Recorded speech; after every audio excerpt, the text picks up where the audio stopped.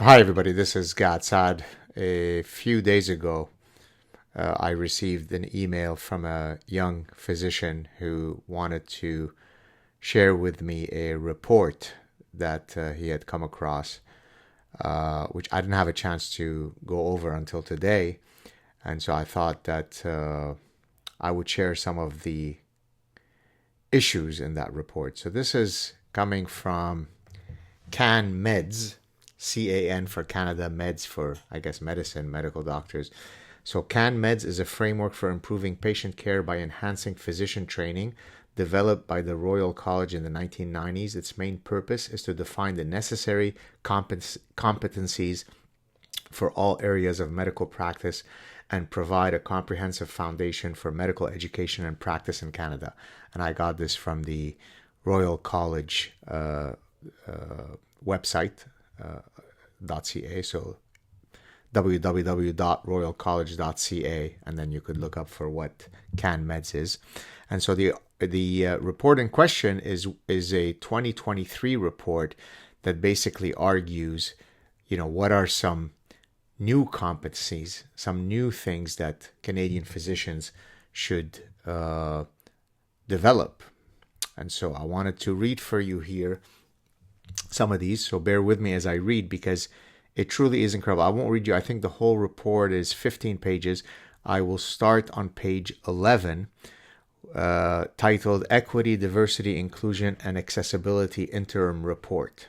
Right. So again, remember, this is from the Royal College of, I guess, Physicians and Surgeons, where they have this program, CanMEDS, that always thinks about what are the core competencies and expertise areas that a practicing Canadian physician should possess. So here we go. CanMEDS 2025 affords us the opportunity to think critically and propose a vision for the practice of medicine which is rooted in social justice, anti-racism, anti-oppression, and cultural safety, promoting a broader cultural shift which is necessary for the profession. So you see here, the practice of medicine is no longer about healing an individual who comes to you with a particular medical ailment. It's much bigger than that. It's about fighting anti-colonialism, anti-racism, and anti-rape of Mother Earth. As a profession and a health system, we participate daily in the perpetuation of structural violence upon those most marginalized amongst us, particularly those who are racialized and live at the intersections of marginalization because of our race, ethnicity, religion, sex, gender, identity, social class, ability, immigration status, and more. A new model of CanMEDS would seek to center values such as anti-oppression, anti-racism, and social justice rather than medical expertise. I'm going to read that sentence one more time for you. This is the framework that is put forth in deciding what are the core competencies that medical doctors in Canada should possess. So you're ready? I'm going to read it very slowly. A new model of CanMEDS would seek to center values such as anti-oppression, anti-racism, and social justice rather than medical expertise. It would prioritize bidirectional relationships with patients, providers, communities, the land, the health system, and society at large, rather than the individual physician as a gatekeeper of professionalized knowledge. With this new model, we can reflect a stance of humility over hubris and demonstrate how we as physicians must be constantly seeking to learn, explore, critically reflect, and grow. Existing competencies can be reorganized and modified under a new model, which would also feature the teaching of critical reflection and self-reflexivity, as well as understanding of equity and advocacy, so as to allow physicians to more effectively engage in community-led social change, right? So physicians are not there to heal individuals who come to them with medical ailments. They are activists who must serve as protagonists in social change. All right, let's keep going.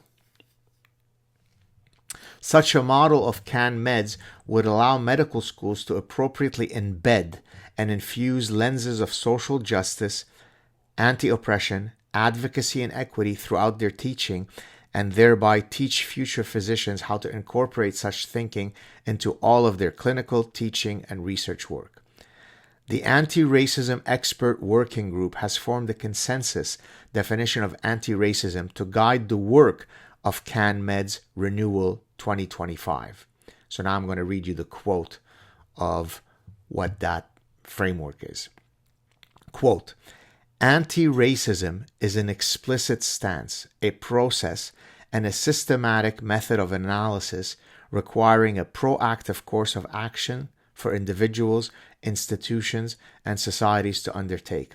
Anti-racism sheds light on the structures of racism rooted in the justification of colonization, slavery, and white supremacy, with manifestations at the individual, interpersonal, and systemic levels. Anti-racism actively seeks to identify, remove, prevent, and mitigate racially inequitable outcomes and power imbalances and change the structures that sustain inequities. Anti-racism is deeply rooted in anti-oppression, which analyzes the world through the lens of power, including the historical and ongoing structures of racism, white supremacy, settler colonialism, heteropatriarchy, capitalism, ableism, classism, sexism, homophobia, transphobia, and more. Anti-racism and anti-oppression call for action on the manifestations of oppression based on race, ethnicity, religion, sex, gender identity, sexual orientation, socioeconomic status, immigration status, and more. Anti-racism in medicine and healthcare requires us to examine, acknowledge, and work to mitigate and dismantle the deep roots and manifestations of racism and other intersecting oppressive structures in our day-to-day work. So I just read page 11 and the start of page 12. I could go on and read you the rest of it, but it's just simply unbelievable. Okay? It's more than mass psychosis.